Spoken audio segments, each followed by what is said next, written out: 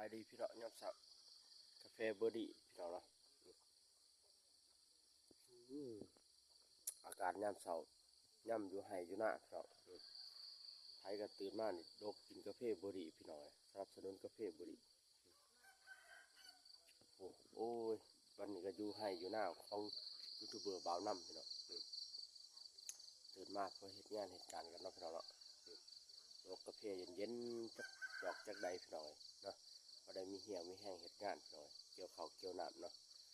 ไอ้คือกันนะพี่น้องเนาะช่วงนี้ก็พันได้เกี่ยวข้าวเกี่ยวน้ำลายพี่น้องเนาะหนทางกับพันได้แก่ข้าวแก่น้ำได้ไปสู่กันไปพร้อมกันพี่น้องกับกาแฟเบอร์ดีที่อิมวันนะอะไรมันเข้มข้นอะไรข้นถึกใจพี่น้องเนาะวันนี้ก็ไม่อยู่กับท้องไร่ท้องนาของยูทูบเบอร์บ่าวน้ำพี่น้องเถียงพี่น้องเถียงพี่น้องมากินของ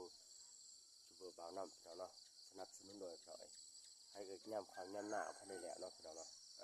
รับชมรับติดตามของยูทูบเบอร์บ่าวน้ำในพี่น้องกินกาแฟนำกันย่ำเสาอยู่ดีไม่ให้แรงหีบพี่น้อง